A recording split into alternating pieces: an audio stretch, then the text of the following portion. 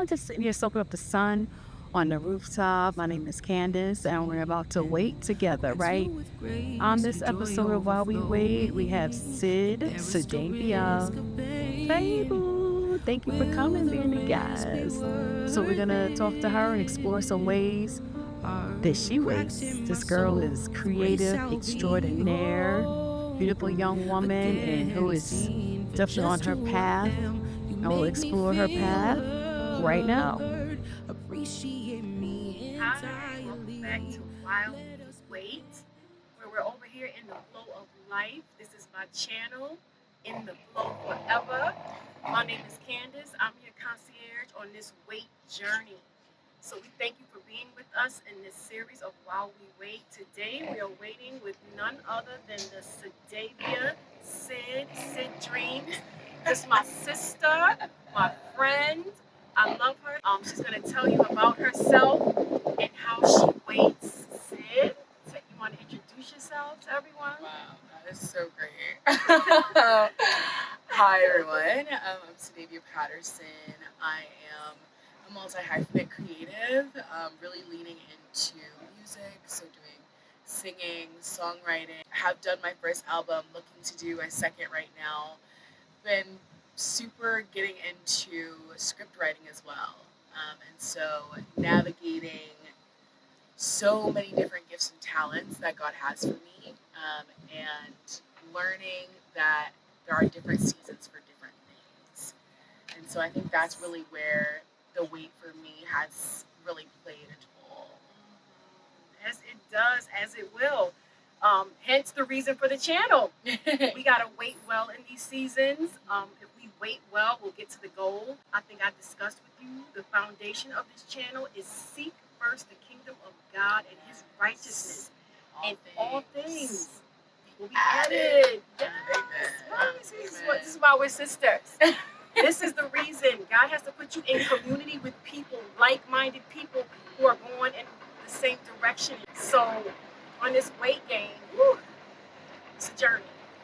It is a journey, and I'm glad you're here to share it with us. So you want to talk a bit about your project first? Any specific one in mind you want to talk about?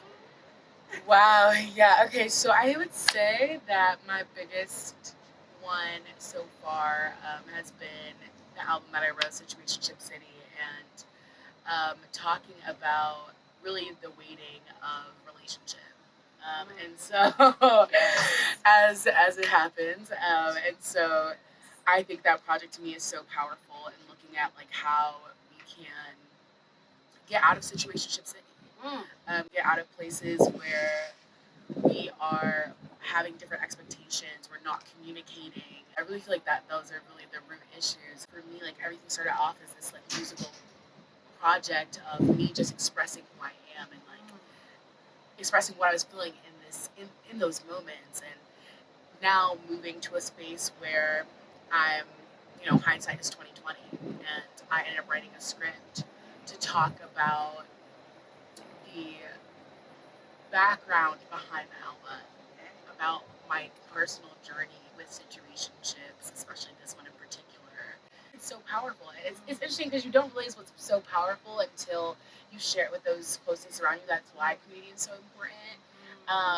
Because as I was sharing with them, they're like, wait, this is actually amazing messaging. Things that I would bop to in the car just to remind myself of my own self-worth, and like to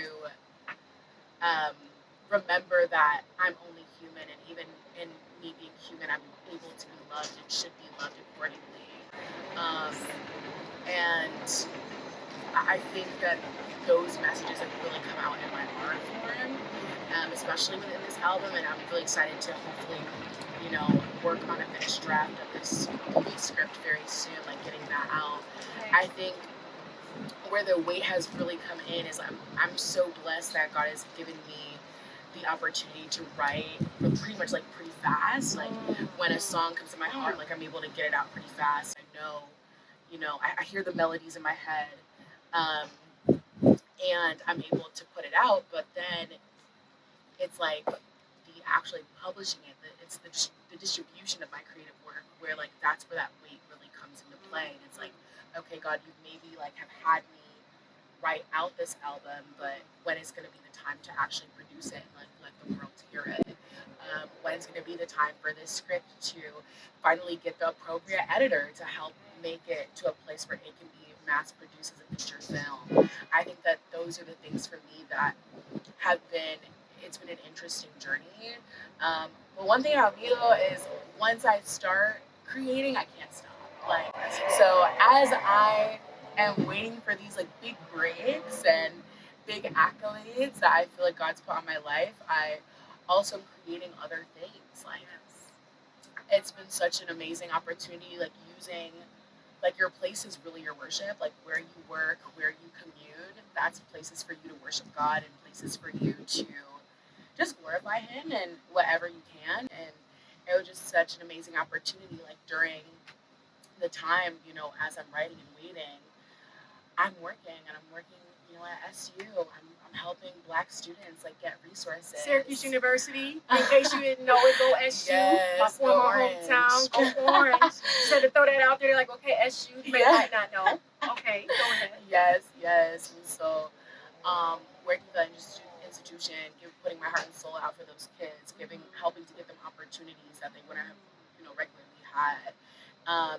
One of them, like, being a trip to Madrid. Like, you know how Madrid is, like, my heart. Like, that's my home for real. I was there for you. It became my heart. I did not like Madrid the first time I went. I'm like, I don't like it. Well, when this beautiful woman moved there, I was like, oh, I like Madrid. Exactly. I like Madrid. She became a local, okay? So it makes the difference. Community. Okay? And so I think for me, like, being able to create like that trip and then get sponsored. I got $20,000 sponsored for these kids to basically go on this trip for free. Like, that's insane. It's so insane. And even like from a creative perspective, I started dreaming about what it would be like to do a creative conference, seeing that on a university. And so I created the first creator summit for Syracuse University called QSCon, which is insane, like to be able to at least as a pilot. And even that, like, I think I'm so like enthralled with big themes that I think God has really been working on me, in terms of like the little things, like understanding the power of impact. Like, impact doesn't necessarily have to be for 100 people, 1,000 people, but it's about impacting that one person and like how that can actually change the trajectory of their life. Whatever information that you're able to give, whatever wisdom you're able to give. And so I think that for me has been so beautiful to think about during this waiting period. And as I was creating the creators conference, basically, when we finally did it, only about, I think, 20 people showed up in person, and we had put so much effort and so much money and so much time, and I was just like, dang, like, it couldn't have been better. And then I really went down on myself, and then I got to a place again where I had to think about the impact, because all the students were in the room, were like, this was amazing, like, I need more content like this, I need to be connected in community like this. This is really like some type of things or events that I've been wanting and waiting to go to. And they told me about what they were looking to do with what the information that they had, you know, and so I think that that's really important during this. It's very important. And you said something very important. You got all biblical, and I don't know if you even meant it, but do not despise small beginnings. And we have to remind ourselves of that. And the way it's like we want to come out. We know we're full. He created us full, you know, full of so much to give. And He gives you a vision. And it's always big. The dream is big because He has a big part for us to play on this stage of life. So we see the thousands before, but listen, it starts with the couple, it starts with the few, and then I think you're gonna look back and see how precious those times were. And when you see those seeds, all that you planted, when you see those growing, that's the way the kingdom works. In seed, everything is in seed form. Yes, okay, absolutely. So that, I love that, and I think we all have a lesson in that. Don't despise small beginnings. Every time I hear the story of our pastors, you know how they started in small rooms and now they're mega pastors. It's like, I'm looking around, I'm like, look what God gave. And they spoke over it. They spoke over that seed. They walked the building. They walked the grounds. They claimed those seats. They claimed claim the lives. So it's like we all have our part to play, and I'm talking to myself as well. Do not despise small beginnings, because my channel is small right now, but I can't wait to the day when people look back and say, wow, really it was? Yes, it really was. And you won't be able to know. So this will catch you in a time where you need it. The second thing that you said that was important that I wanted to know was, in situationship city, what was the lesson that you learned from that? That's interesting, because we're not going to get the whole story right now. Okay? You're going to tune in to see, because you'll see more of her. She's already, doing big things. But if we get a little sample, a little song. What's your favorite song? Yeah. Get a little sample, because she has an amazing voice. Oh, thank you so much. She has an amazing voice. It's like that mellow, beautiful sound, that silky sound. Go ahead, sis. Go ahead. I was kidding. I feel like one of my favorite songs is a song I actually have out right now, Human Condition. I think that was the moment where I thought about how this person that I was, really growing to love in this unrequited way, in a lot of ways. Like, it was interesting because I wrote that song purposely for him. Like, everything else was really for me and processing how I was feeling, but that song was really for him. And this whole idea of, even within our own human condition, we are made to be seen, we are made to be valued, we are made to be loved completely and wholly, even when you feel like you aren't worth nothing. And I feel like that was something that I really learned within this process, not only of like me going through this myself, but in me even watching him as a potential, as a friend, as a potential partner in my rose-colored eyes. How much of like, do you love yourself? Like, and it got to a point of like, if you can't even really love yourself in that way, like, how could I ever expect you to love me? And in the same way, like, how am I loving myself if I'm putting myself in a situation, literally a situation, where you're not loving me the way that I want to be loved? And even, do I even know what it means to want to be loved? Like, it was all of that sort of happening within this situationship, and I think that, like, I'm still chewing on that fact of, like, how do I want to be loved? I think that that's something that I've worked in with therapy. Shout out therapy. Yes, come on. But I also think, just in general, every time I'm interacting with someone, how do I want to be loved in this space? Do I want something that is just friendship? What am I looking for? Do I want something that feels more romantic? And if so, there's certain boundaries, there's certain approaches that I should be going for, and not necessarily putting those back in a feeling of, oh, I'm not going to be enough. I think our story would have been so much different, potentially, if when I met him, I already was like, oh, I think he's cute, and I would like to go for this, and like X, Y, Z, and I'm like, how much different would our story have been if I was just upfront with that from the beginning? And like, instead of like automatically moving into this, I can only be a friend role, and trying to like grow into something else. And I think that, like, a lot of women low-key do it too. And I understand it in the sense of, like, we're always like, oh, friendship first, la la la. Which, to an extent, but I think you move differently. Even men, like, as I talk to them, like, they just move differently with different intention. And I think being clear about those intentions and communicating those intentions, and even when things are shifting and moving, like, maybe you were just like friends, and like things are the way they were, and as you got to know that person, things are changing. Just being upfront and communicating that, I think, is so important, and something that I've definitely leaned into a lot more. Really asking for what I want, really communicating, even when things feel uncomfortable, and even for at risk that we might not even be in community, we might not even be friends anymore, but I know I have to do right by me, and in me doing right by me, I'm also doing right by you. Because it's important to be equally yoked, to sum it all up. Like, we go through relationships and we try to fit a square peg in a round hole, and just just to find out at the end, a heartbreak, a soul tie later. Yeah.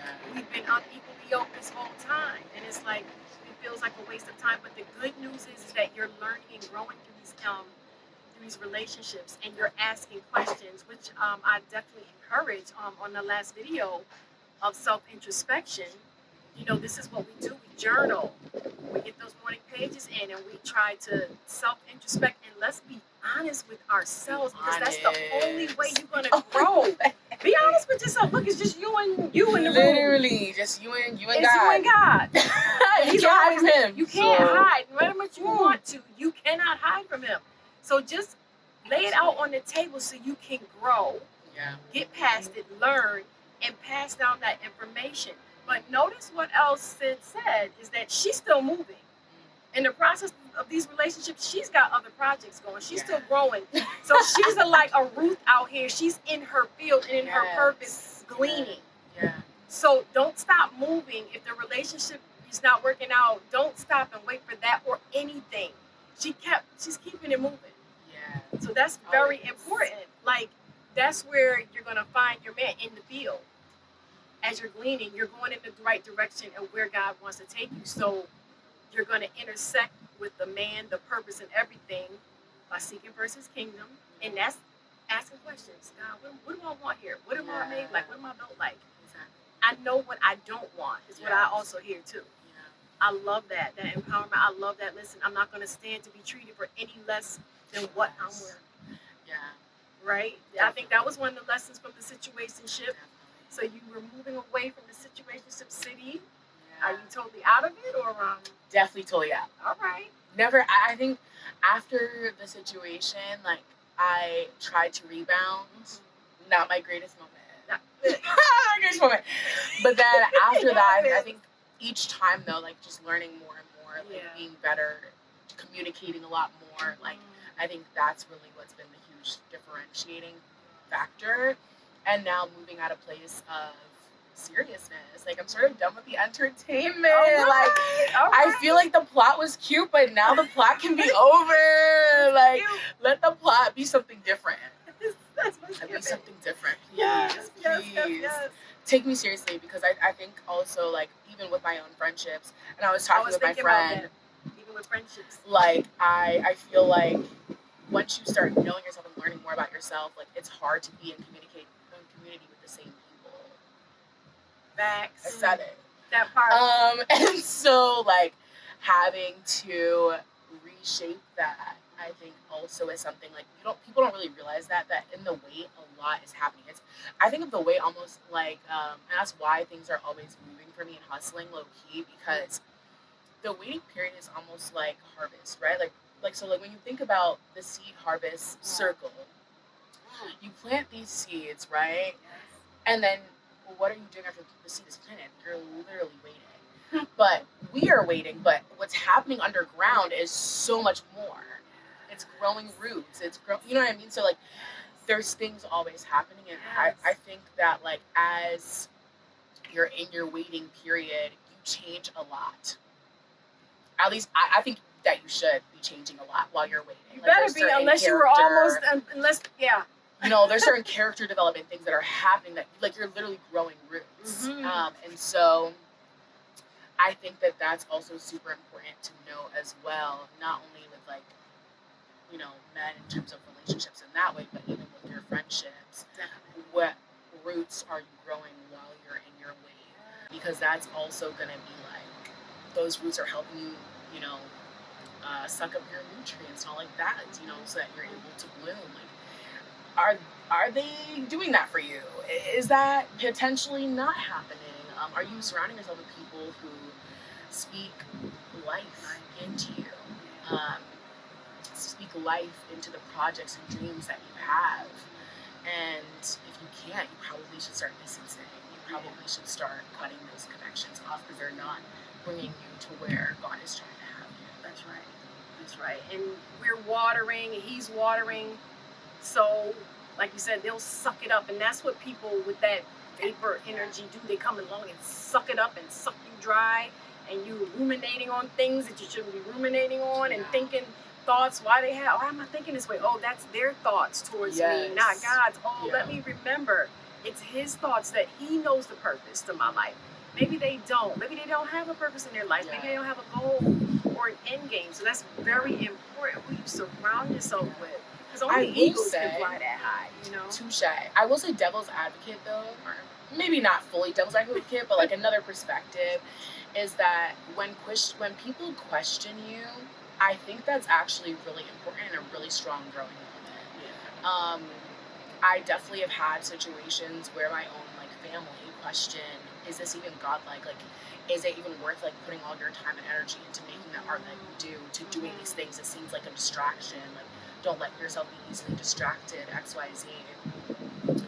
And I think it is important to, as harsh as that can sound in the moment, maybe it's just because how I process it, I do think it's important to actually take those things to God.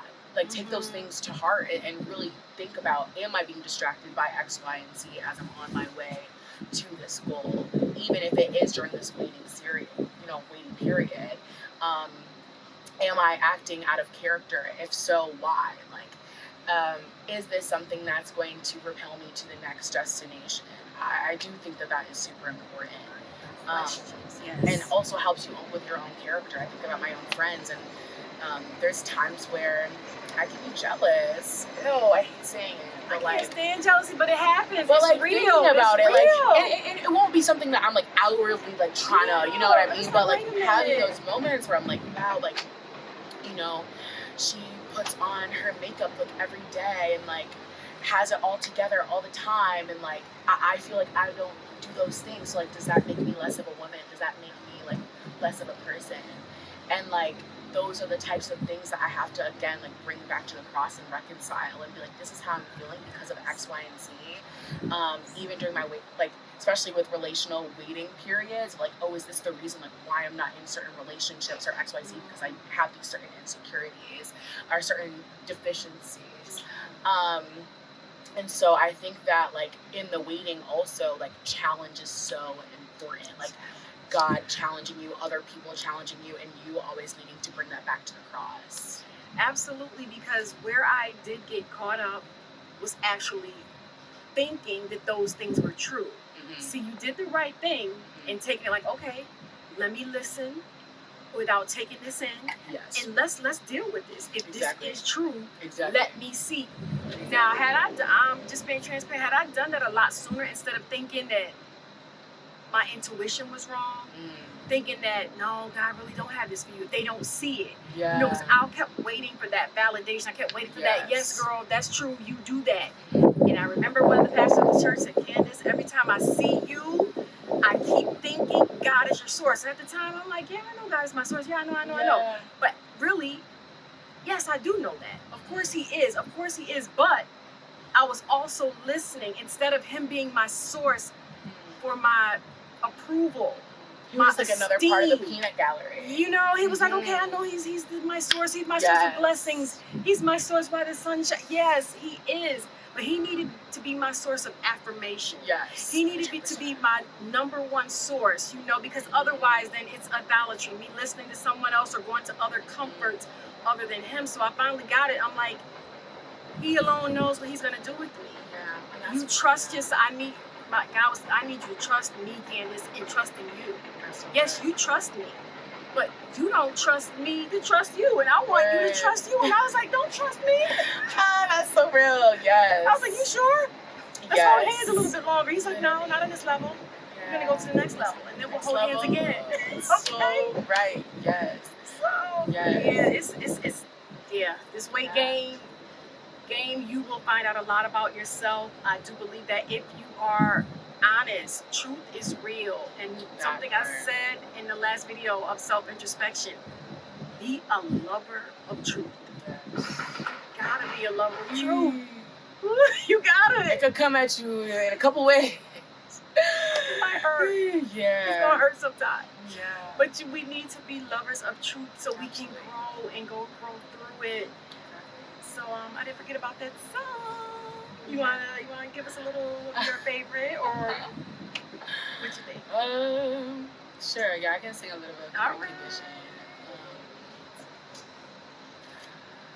So I'll show us love while we are still. You may.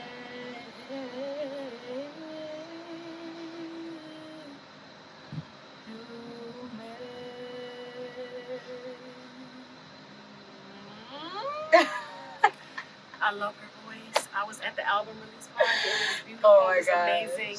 Yes. I love your voice. I love your voice. Oh, okay. All right, good. Okay. All right, so we moved out of situationship city. All right, Yes. congratulations. Thank Congratulations, you, baby Frida. girl. Congratulations. She learned the Yes. lesson, so it's never a waste. And remember, he always redeems your time and your Yes. what we think was a waste. Yes. It's always used. Always for It's the always glory. used. It's I know always. what's so funny is during that time when I was with him, he was one of the greatest friends that I had during that time. I remember, like, even, like, I was at NYU at the time too, so going back to college, and, like, I was making, of course, my college friends and everything like that, but he always, like, had a secret part of me. And during that time, he was applying for his next stage of life, you know, getting a PhD, XYZ, and he was like, so what are you gonna do? I remember being like, oh, what do you mean? I'm gonna work corporate, you know, make my 6 figures, do my thing. He was like, okay, but, like, you know, have you ever thought about going back to school? Have you ever thought about applying to these scholarship programs? Like, why not you? Why can't you apply to Fulbright? And I was like, I don't know what you're talking about. I don't know, me. I don't know if that's me for real, but I really appreciate, like, God really uses everything. I think God really used him in my life, not only teach me about my own self-worth through this whole situationship journey, but also another, I guess it's like another level of self-worth about, like, what I'm even capable of doing, like, that I could go and get my PhD, which I'll be starting at SU this fall, that I could, you know, apply to Fulbright. And even though I didn't get the Fulbright, I still ended up going to the school in Spain and spending that whole year there and literally changing my life. Yes. I saw you in your glory in Spain. Exactly. It was amazing. Thank you. Caught COVID. I know, that was rough. That was rough. But it was a learning. Yes. I gained a new sister. Yes, exactly. Yes. And so thinking about all of that, and I think also too, I wanted to say, like, as you were speaking, I started thinking about the power of fasting. And I think that also helps a lot with the imposter syndrome, with the feeling lost, with trying to understand, like, what's next and why it's next. I tend to see that God never gives the full picture, but he always gives you, like, a little snippet, and that snippet for me has usually been like a dream, a vision, a desire on my heart, or for other people, he gives them steps. Like, this is the next step I want you to do. Like, you might not know the end product, but this is the step I want you to do it, be diligent at it. And so I think that, like, for me, I mean, we were talking about this earlier, like, this whole vision that I had about me and God having a picnic. And being in such intimacy in this secret place, it felt like a reincarnation, in a sense, of Psalms 23, like a retelling almost of, and putting myself in Jesus, like, in that situation where we were literally staying by still waters, having this beautiful picnic, preparing a table before me, you know what I'm saying? And it was so beautiful. We gotta get this vision, okay? Yes. This is what you do while you wait. Mm-hmm. Okay, this is key. The picnic with God, it just stuck with me. When she told me this, I'm like, the intimacy, the beautiful. People don't get to see a lot of the beautiful side of what God is doing, and how you can be, how he really can be your best friend. People are like, oh yeah, I heard this and out. But just lay it out for us. Just walk us through this picnic. I love this. Yes. I just love this. Oh, I love this for you so much. Thank you. Please walk me through this, please. So back in 2018, I was at the Bethel Worship Conference, and we had, like, a guided spiritual meditation. And during that time, I closed my eyes and immediately was in a field, literally by a stream of living water. and there was a checkered picnic blanket and different pastries and desserts, and it was like a whole spread in front of me, and it was just Jesus waiting for me on the picnic blanket. I remember walking up to it, and everything just felt peace and wholeness and joy and fulfillment, and it was a feeling I've never felt before in real life. And so as I sat there truly content, I was there for what felt like days, hours. Like, I didn't even know the concept of time while I was there. And I just saw as like montage of we were just talking, and then we would just like just be in silence together. There were times where he would just kiss me and like lightly on my forehead. So very like intimate moments. I fully felt that like love and intimacy come out, and then all of a sudden it went white. The whole picture went white, and I was like, okay. And God, just meeting God again, but there was such trust and intimacy. Like, I didn't think of anything. I just was like, okay, I'm here with Jesus, like, I'm fine. And Jesus was like, hey, look, I have a present for you. Like, I'm gonna be right back. And I was like, oh, okay. Like, again, like, just trusting God. And so I'm sitting there, and I'm just waiting for God, like, standing in this white space, la-di-da. And all of a sudden, like, he comes back and he's holding someone else's hand. And immediately I knew it was my husband, but I also was just like, why is he here?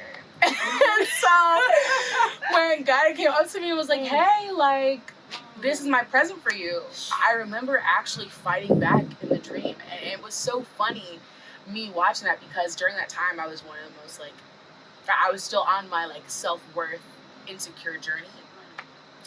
And so for me to even be thinking about, like, oh, I don't want that, seemed so foreign. I was like, girl, what are you doing? Like, God just served you the man, like, on a platter today. But, like, for me in that moment, in this vision, like, to be so in love with Jesus that I just couldn't even fathom sharing that with someone else, doing partnership with anyone else, that brought so much power. And it got to the point where Jesus literally told the guy, hey, give me a sec, I gotta go talk to her now. And so me and God, we like move into, like, all of a sudden there's like this door that opens, and we move into this door, and that's when I wake up. Wow. Yeah.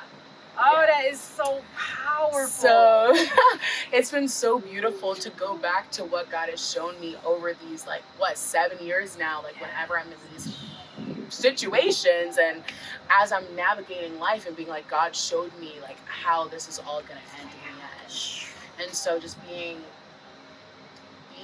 human, like, allowing myself to, like, grieve where I need to grieve, allowing myself to be like, God, I want this to be in this kind of way, but God being like, okay, but you see the end vision, like, let me love you through that, like, be kind to yourself through that. I feel like that's definitely, like, especially relationally, like, what the waiting has been. And I think that, like, also within this fasting and praying that we were talking about, these dreams that I thought were just in my head is always reaffirmed.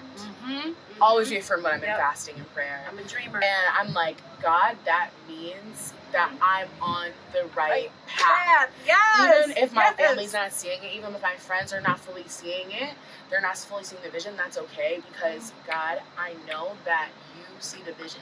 Yes. You're the one who gave me the vision. Yes. And so I know I'm going to win my EGOT. I know I'm going to be Forbes 30 under 30. Now, I know that there's yes. a level of impact that I'm going to have on the worship community worldwide that's going to be insane. Like, so I'm just allowing it to continue to sit, because I know, like, I think that's also the powerful part of waiting, is because you know what's on the other side.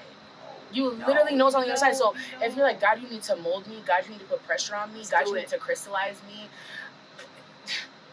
who am I? Who am I? Like, cook do what me you on need that to grill do. over there. Bake me, flambe me, and trust me, I have been baked, broiled, flambéed, skewered, okay, broiled, all of that. And you know what? It's all for the better, because you know what?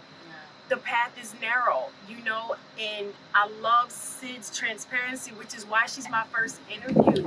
I'm honored because this young woman has the transparency. She's humble, gifted, and I'm gonna say, like, I'm gonna go back to the thing when we talked about jealousy, but first and foremost, before I even forget, if you haven't, because I've sat through things, conversations, and I've said, well, this is her, and God showed that to her, good, but He can show you too, because He's no respecter of persons.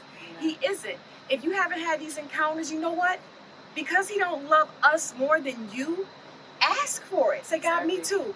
Come into the room with me. Come into my space where you meet me where I am. Even if it's on a beach, if it's on a mountaintop, if it's on a snow-capped mountain, if it's in the middle of the city, ask Him to meet you where you are, and He will do it.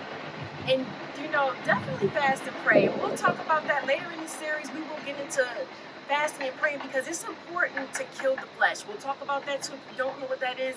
But dying to self and what you want is very important, because you got to remember, He gave you the dreams. Yes. If you have the desire, He literally put it in your heart for you to have that desire. Right. Not the desire to rob the bank, but the desire to sing, the desire to start this business that nobody else thought of, that everybody looking at you like you're crazy inside, like, oh, they're giving you the side eye. Oh, really? And that's what I was waiting for. I kept telling people, He was like, shut your mouth and stop telling people, first of all, because they don't know what I put in you. So they'll be surprised when it comes out of me. And I'm like, wow, I'm not having delusions of grandeur. This was Sunday. I went to the pantry. I laid this Saturday or Friday. I said, you know what, God, this thing, if I'm having delusions of grandeur, take the desire from me and I'll move on from it and for it. Okay, if I'm having delusions of grandeur, just do that for me. I let it go. You leave it there. You leave it with Him. Every time I find that I totally let it go, you just give it to Him, and then that's when He can answer you. When he says, okay, she trusts me with it. I lay back on that couch, walked into that pantry on Sunday for my foot, and she said, yeah, you're not having, by the way, you're not having delusions of grandeur. Where did she get that from? If God ain't real, come on, somebody. She could not have known that. She wasn't there at my house. I didn't record it. I didn't put it on YouTube. I didn't speak it in a phone. I didn't do any of that.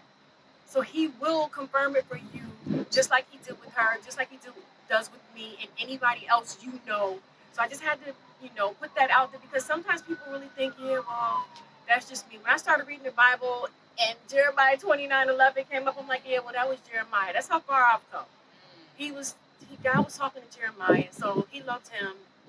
So that's one part I wanted to make clear, that these things that are happening is because she's following the path, because she's seeking Him first. If you notice a trend here, that's why the foundation of this channel is seek Him first and His righteousness.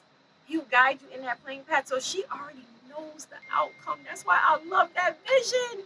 I love that. It's so beautiful. But you could know it too if you want to just put down your own desire and say, okay, God, I'm going to trust you. I'm going to trust my gifting that you put inside me, that you want me to use. You delight in my prosperity. That's your word. And it's going to come back to you, because His word doesn't return void. It accomplishes that thing. So she has the confidence not in herself, but in His word and what He told you. Right? The only way. Because I can't be doing this out here alone just guessing. Have you found that? It's like, it's exhausting. Guessing, especially with relationships, it's exhausting. It's like, look, I got to have something to somebody to turn to and give this to. So that is important in the weight gain. So now going back to moving through that jealousy. The jealousy thing is real. We women, it's hard to not be in competition, in comparison. And I had to deal with the comparison as well. And I'm like, okay, no, God. When it comes down to what you have for me, I'm putting spiritual blinders on. I'm going to run my race. And nobody else can take it. I don't care what happens, whatever. But in the waiting game, sometimes you're looking over at somebody, like, look at them, they're engaged, they look so happy, they got everything, oh, she just got this, like you talked about, oh, she has her makeup on, it's flawless, it's perfect. We got to realize nothing's ever perfect. It's in our head, and it's a perception. But one thing I say, what if it is? What if this woman's life is totally perfect? Everything is perfect. Her man, her house, just everything, her career, where she's going. Then I realized that doesn't have anything to do with me. It has absolutely Literally nothing to do with that me. part, you're absolutely right. Nothing. Like, I've made room for you. Your gifts will make room for you, which is why it's important to keep, going over those scriptures and listening to them and getting them in your heart. I'm like, okay, you know what? Let me even take it further. And some of them, let me cheer for them. If I got to come alongside them, let me do that. That's so good. So how did you, again, like, overcome like the jealousy and the comparison and while you're waiting, because it's hard. I think It's it's not really easy. it's I guess getting over it. It's not like I was purposely trying to get over it, but I think that it's looking at the root cause. It's looking at the root causes. Like, jealousy tells you about your desires. That's really what it is. Come on. And I think that either your desires or your own insecurities. That part too. And I think that for me, I've always sort of questioned my womanhood because I have a bit of a desirability complex, especially when it comes to men that I am laying down in Jesus' name, and have dealt with previously. And so every once in a while it'll show back up, but I've been really like working hard on, understanding and knowing who I am. And so when those jealous moments come up, I think I have to take a step back and just be like, okay, Sid, you're feeling jealous that they have everything put together. Look at the human side of what this is right now. What resources do they have versus the resources that you have to do what you want to do? What skills do they have that you might not have, but these are the skills that you do have and how you live your life? Like, I think that that's something that has really helped me, like the more humanizing part of it all. And I think also just thinking about, I think from like the desire part, like I never realized that I did desire to always have my nails done, to know how to do a full face of makeup, to do whatever I please, whenever I feel like it. To even think about like how like the type of style that I want to portray when I'm in certain spaces. And so I've been using jealousy, or I guess, like using jealousy as a point to really bring back what do I actually desire, and also like how or why am I not wanting to implement that in my everyday life. And I think for me, like it was really the priority of it all. Like when I step outside, my first priority isn't necessarily about the appearance, it's more about the experience. So when you look at my like bag of tricks, I usually have things that are very experience oriented. Like I always have like a deck of Uno cards, or like I'm making sure that I have a speaker to make sure that we're playing music wherever we're at. Like versus like, oh, let me make sure that I have makeup so that when we're out, like I'm taking pictures or like X, Y, Z. Like that's never really been me. And so like being okay as well to like let me be me, and let me have the priorities that I have. And nothing is good or bad, it just is. I think that was something that I realized for myself. And I realized also that it's a great learning point. So I was like, you know what, girls, like I am feeling jealous of you. And I think that's also really important when talking about community and talking about friendship, is actually being able to not only be honest with yourself, but being honest with the people who you believe are affecting what be like your own thought patterns. And so I thought it was really powerful, like being able to talk to my friends and be like, hey, I'm feeling really jealous of this part of your life. And like, can you just walk me through? Like, why do you do what you do? How do you do what you do? What priority like does that have for you? What does that do for like most of the times they're like, this actually just helps me with my mental health. And I'm like, I was not thinking about that at all. Ready for that. Okay. And so I think that that's something that I've really been like leaning into more and more. That is good. That is really, really good. And I hope people are listening to that, because it's something that has to be dealt with. If you hit it head on and talk to somebody, if like you said, you got trusted friends and community that you can say, hey, let me get this off of you. Off of me. Yeah. Let me get this off of me and tell you, hey, listen, I'm really kind of a little envious of you over here. How you doing this? And like again, it's like, hey God, me too. If you see something and you wanna achieve, listen, okay, how are you doing this? Or how is this gonna work for me, God? You know what I mean?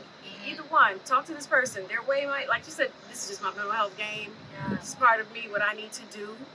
So if you, I love that. You said, you know, why aren't I incorporating this into my day? I do have the desire to want to look a certain way. Okay, and then we take the steps, the necessary steps to make the little changes that. If that's even important. Like, that's the part. That's important. That was the part where I was like, that's not really important to me in most spaces. Isn't that? Yes. And so, like, also being okay with that, too.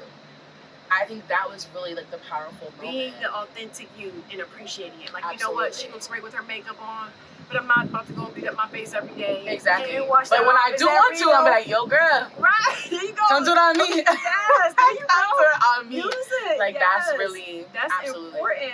That is so important for women to know because we let the world and things put us in a competition space, in a comparison space, and I don't like that. And I know that when I started comparing, I'm like, oh, girl, you're going to drive yourself crazy trying to compare yourself to every person. Look at her. Look at her shoes. Look at her. I wish I could dress more like her. Look at her. She looks so good. She looks so put together. Look at that. Look at her body. Look at her shit. No, girl. And honestly, too, maybe this is just me, like, reading too much into it, but a lot of the times we're doing that for what? The male gaze. For what? Please stop. And I feel like that's what we need to do is start decentering men. Please, please, please. How can we be who we are? Your authentic self. And being our authentic self without thinking about the male gaze. And how can we just embrace our own femininity and whatever that looks like for us. Whatever it looks like. So I because think that's at the end really of the day, the game is going to stop, and he's going to learn, or they're going to learn at some point. This is not really you. It's going to be a problem because this is who you brought to dinner, your best representative or your other representative of the 5 that you have in the closet. You pulling out this person all the time, and when it gets real. Who are you? Like, who is this woman? You're not doing this. You're not doing that. Be you and be upfront. I love that because, listen, authentic you is the best you. If you want to make these changes, if it's important, if it's important to you and you realize it is, like, you know what, that really is a desire of mine. Then do it and be happy with it. But being authentic you is so important. And you truly can only be loved really through that place because love is so much about being seen and being heard and being known. And so if you really don't know who you are, if you're not allowing people to see you, if you're not allowing people to know you and be with you, like, how can you really ever truly be loved? And that is not only true for just, you know, a romantic relationship. That's so true for everyone. Like, you can't have intimacy if you don't allow yourself to be seen. And I've experienced that. I really have experienced that on a different level. Like, wow, now I know why our relationship wasn't, you know, the way it was because this person didn't allow me to see them. And I saw them. I'm like, that's why it wasn't as deeply rooted. It's very important. You have to be, if you're going to truly, like, be happy, as we say. But to have the full joy and the joy of the Lord, He wants you to be yourself because He created you. He's like, come on, baby. Show it, do it, yeah. And I see your growing process, just looking at you, knowing you for a number of years. I see the growth in you and you taking these steps, becoming that girl because you are that girl. Thank you so much. As you see from the footage, she's that girl, trust me. But the other thing that led to me asking her about the weight and to be a guest on the weight was how she did appreciate herself during this time. So last Valentine's Day we were talking, not the one that passed, but I remember this was in 2024. And I'm like, okay, you know, you're not coming to the city or whatever, but what are your plans for V-Day? And I love her answer. I said, that's what I'm talking about, you know. It could be about self-care, but we gotta love ourselves out here. Self-care is important. Go get your massage if you want to. Go sit up on a rooftop and chill. Get your toes done. Do things to make yourself feel good. But really love yourself. Even in the moments if you're not dating anybody and Valentine's Day come around, a lot of females, they're like, bah humbug. You know, if they don't have anybody or nobody's not picking them up or sending them roses. But what did you decide to do in that time? I chose to take myself on a date. So I choose to do this pretty often, just because I want to continue to always know who I am and discover myself. I think that that year, I took myself out to a restaurant. That's usually like my go-to for Valentine's Day. I'll do something like that, or I think this past year I did a picnic. And so I take myself out and I just write. Like, I have a notebook with me. I write, talk to God about my intimate thoughts, about what I'm thinking about, what I'm wanting to do, who I want to be. Usually I'll do it based upon love in my relationships with my friends, my relationships with my family, my relationships with, these different men who come into my life. And so, yeah, that's what I did. I love it. I love it. I love it. I did that 1 year, Valentine's Day. I went to Ocean City, and the waves were there, and it just spoke to me. Go to places that speak to you. Yes. The water is always it for me. I don't care what season it's something about that water and those waves that just do it for me. And I went to Roots Chris. I said, I'm gonna treat myself. This girl is good.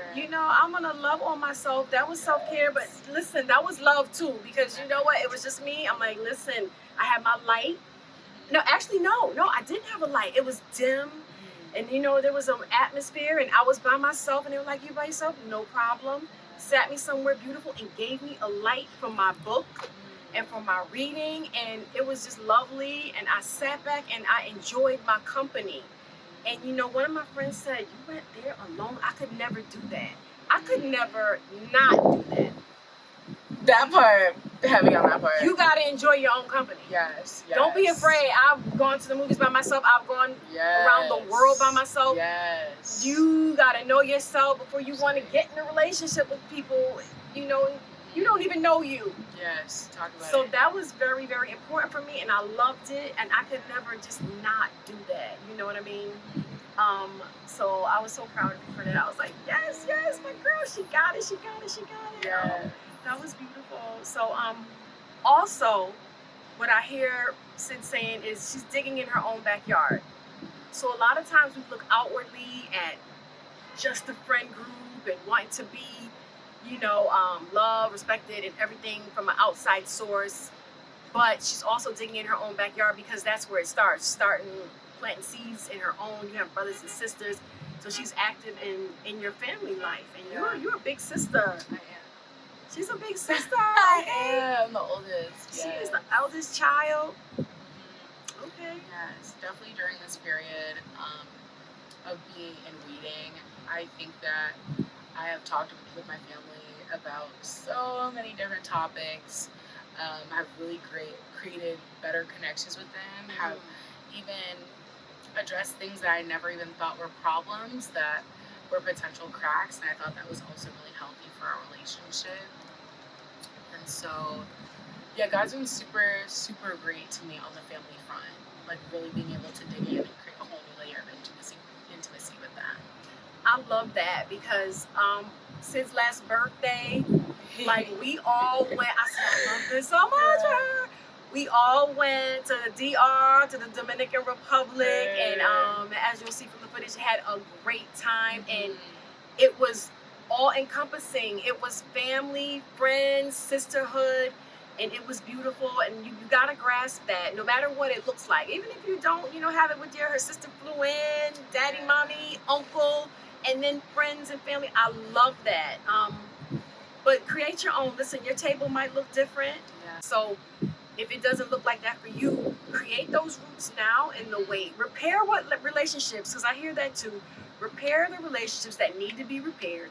Learn, first of all, learn which ones. Learn which ones. Learn the boundaries. I've had to put up boundaries in certain relationships. You got to reevaluate that friend group, the friend circle, because everybody's not coming. Sometimes some people are not coming for that season.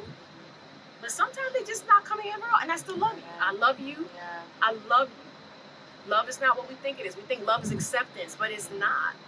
Love is, I'm going to always be here for you and be able to talk to you and commune with you and give you share with you. And I should be able to do that on an honest, front. Absolutely. But yeah, build that community and build those relationships like you've done. Well done in the wait. I hear my father saying, well done. And not just well done. This is my daughter in whom I am well pleased. Well pleased. Well done, ladies. So this is one of many interviews of While We Wait. So now you got a champion, okay? A champion waiter. We're gonna have Cyd back to give us some more goodies and keep up with what she's doing as she's waiting for many things on the front. Yes. Life is looking good. Bless up, sister. I love you. I love you. Thank you, baby. Thank you course. so much. I love you. All right. We'll see you next time on The Way. This is Candace. If you haven't already, subscribe and like this video and share it with someone who's in the wait. We're trying to build a community of waiters here. So share this video. All right. Don't be scared to like it. Comment. All right. Bye. Bye for now. Walk in peace. Wait, is this 52 or 25? Almost 26 years in the making of this queen.